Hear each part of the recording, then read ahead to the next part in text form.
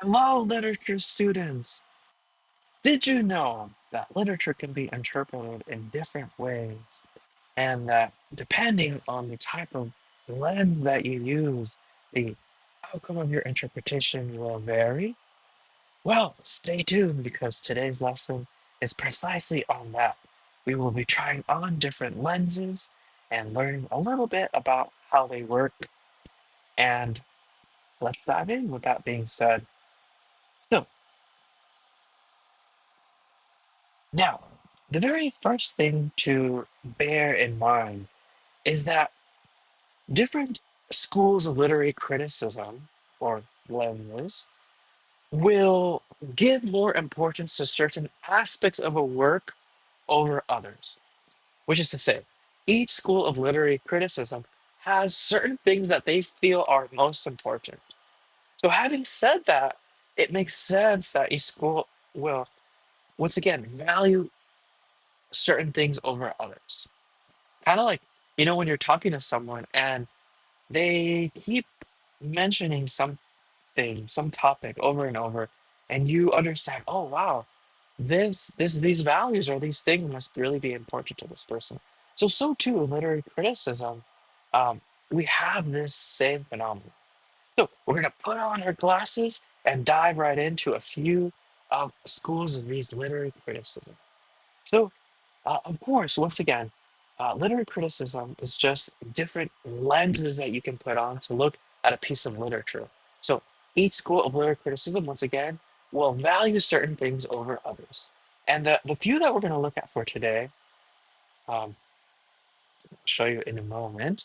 But once again, using these will once again render certain outcomes that align with what the school of literary criticism feels is most important. So here's the few ones that we're going to look at today. We're going to look at Marxist criticism, psychoanalytical, archetypal, new criticism, reader response, new historicism, and gender criticism. So, no, you don't have to memorize all this. It's just an overview of some of the different lenses to exemplify how really um, open interpretation is, and there's these different schools here. So let's start with Marxist. This, of course, comes from Karl Marx, who, um, so Engels and Marx are credited as writing the Communist Manifesto, right? So, which is communism, right? And obviously, within Marxism, there's this idea of the working class, which is called the proletariat, rising up against the ruling class, which is the bourgeoisie, right? And taking over, taking control, and of course, it makes sense that a lot of the lens of Marxist criticism will focus on things like social class and the political ideologies within a text. So with with Marxism, there's a big focus on um, social inequalities and class um, and conflict across class, um, right? So some of the things they might ask a text is how might it conform to or contradict or challenge societal structures? Here's some other questions that I might ask. What role does class play in the work? Or how do characters overcome oppression? Or in what ways does the work serve as propaganda for the status quo? Or does it try to undermine it? Are social conflicts being ignored? So once again, this whole idea of inequalities in class, then that gives us an indication that it's Marxist criticism, right? There's this whole idea of, um, the ruling class oppressing the working class. So that's Marxist criticism. There's that lens. The other one, psychoanalytical criticism.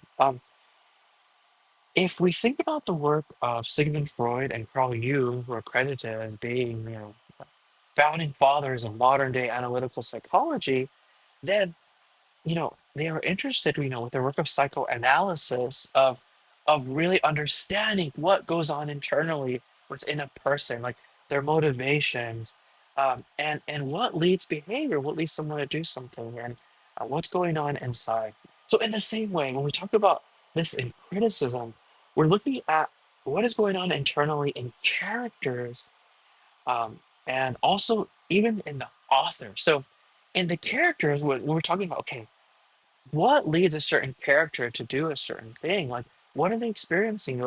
What trauma do they have, or what dream, or what leads them to do something, or like what's going on? How are they processing thoughts and ideas and reaching their conclusions? Right? What are their motivation? So same thing too with the author, with psychoanalytic criticism. We can talk about what was the author going through that led them to write a particular work, or like when we ask things like, what is it that sparked the author to write about this theme or topic in this work, right? So those are questions that we might ask with psychoanalytical criticism. For example, why did this character, Ethan Frome, not act on his desires? So once again, talking about internal motivations, what about this one? In what way is the author expressing her fears about marriage in this novel? So once again, when we're thinking about motivations for an author or character, then we know that's psychoanalytical criticism. What about this one? Is this character, Elizabeth Bennet, a reflection of Jane Austen's personality? So many times, writers put themselves into particular characters. So these are some things for psychoanalytic criticism. When we're talking about internal motivation, what's happening inside a character or author that leads them to feel a certain way. That's psychoanalytic criticism.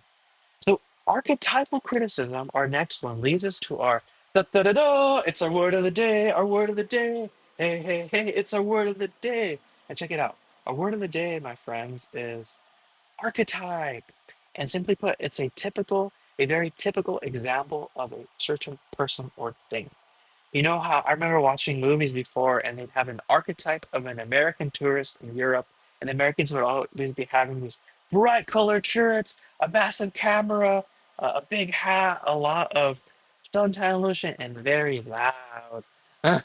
So that those are archetypes, a very typical example of a person or thing. But talking about it in literature, um, archetypal criticism focuses on cultural archetypes and myths. So a cultural archetype is this very typical idea of something that embodies a value. Like for example, like if we see in this picture, a knight vanquishing the dragon, right? There are these symbols that represent larger ideas, and we see that a lot in literature. Um, Once again, archetypal criticism places importance on recurring images, symbols, character types. So when we're talking about, a character representing something, or an object representing an idea, which is symbolism, then that's archetypal criticism. And some of the questions they might ask are, how's the author using this symbol different than in older texts? So once again, this idea of symbols. Look at this second one. How does this character, Darcy, contradict the classic image of a rich man sweeping a young girl off her feet? So once again, thinking about a typical example embodying an idea or value. What about this one? Does the garden in this poem represent the Garden of Eden? So considering, okay, does object A, can that represent a larger value or idea? So symbolism. So that's archetypal. New criticism, you will be happy to know, is what we have been doing all throughout our grade school experience. And it's also called formalist criticism. And new criticism focuses just on the text, nothing outside of it. So literary elements like metaphor, plot structure, symbolism. So it's looking at just what is happening in text, not so much anything outside of it. And some questions that we might ask is, how does this piece work? How does the author use literary devices? When we say literary devices, that could be things like like rhyme scheme or metaphors or similes or repetition. How does the author use that? So, what about this one? Why did the author structure the plot this way? So, when we're asking things that are just focused on the text and nothing outside of that, then that's new criticism, or also known as formalist criticism, which is what we've been doing all along throughout grade school when we just focus on the reading. Reader response and considers the reader as just as important as the text that they are reading. So the reader is an active agent in the whole experience of the reading. right? And that's what reader response um, really values most. So explores the effects that the text has on the reader. Text can be interpreted different ways based on who the reader is. So here are some questions that we might ask.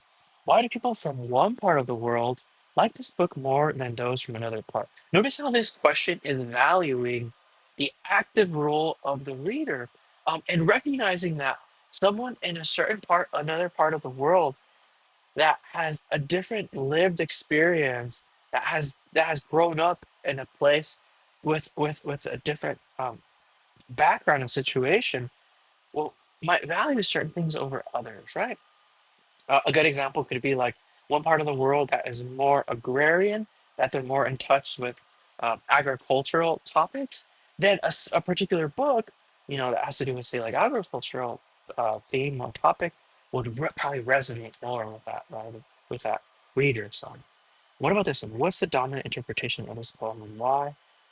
So once again, giving an active place to the reader as an important part of the interpretation process. What about this one? How has my experience with this book changed over the years? So even seeing yourself as an active participant in the interpretation of it. So that's reader response.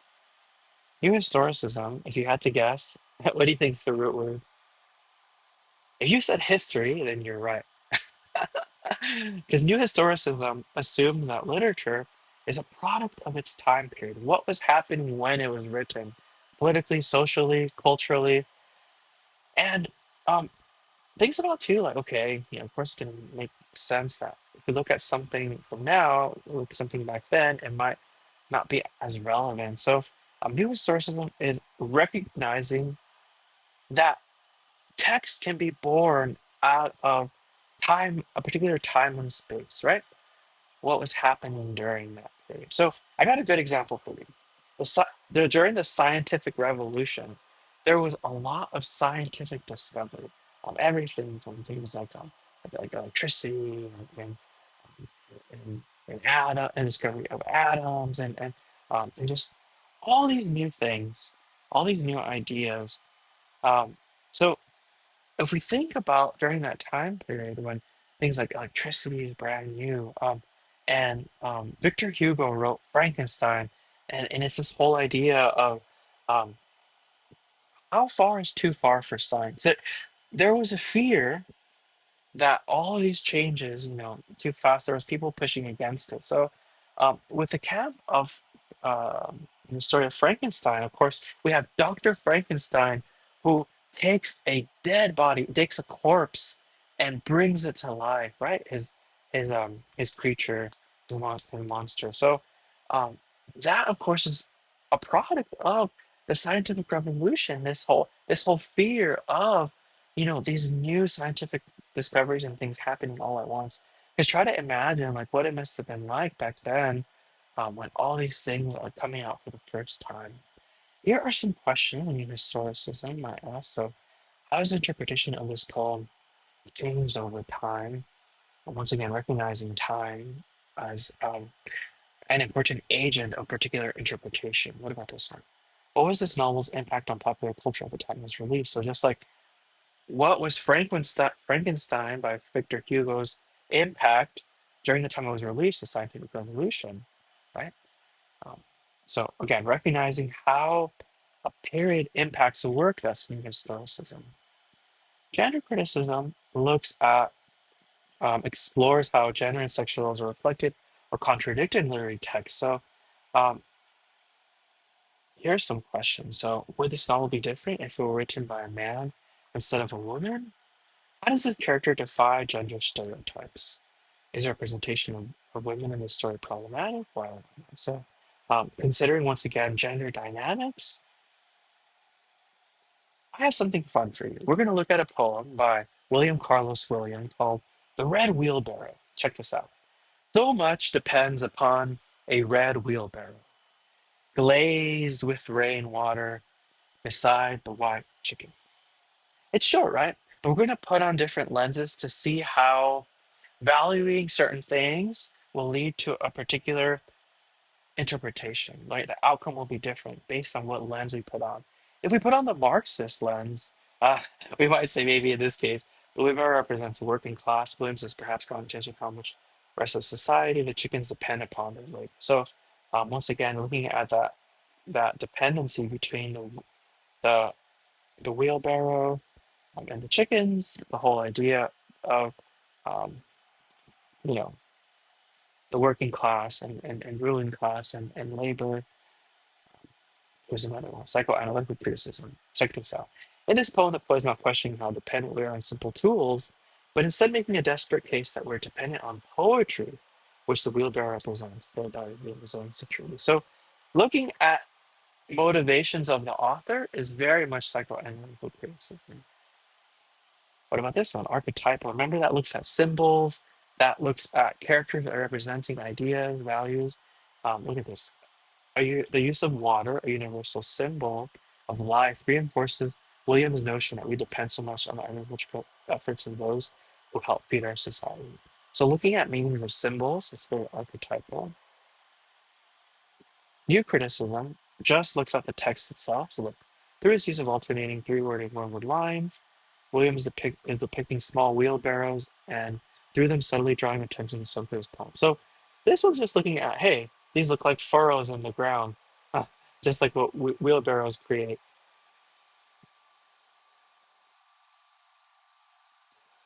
What about this? Reader response. By refusing to give the reader anything more beyond the simple scene, Williams challenges the reader to question emotional honesty. So, by making the reader work and an active agent of the interpretation, then this was focused on the reader and its reader response. New historicism, this one says, okay, maybe this poem might be lost on the digital generation, which is where we live today. It might be more impactful for um, those that are more agricultural generation, right? Those are more connected with agrarian practices. All right, what about this one? Dependency between labor and chickens. Was Williams also making a connection to the connection between traditional male roles of the working male and the traditional dependent roles of women? So gender criticism. So as you can see, putting on different lenses leads to certain outcomes because these schools of thought value certain things. So the whole point of this lesson is just for you to recognize, oh, there's different ways to look at pieces of literature. And if you find yourself interpreting a work a particular way, then maybe you feel more affinity towards a certain literary school. Yeah, so just be open to recognize that literature is something that takes time. You have to interpret. And that was this lesson. Hope you learned something and enjoy.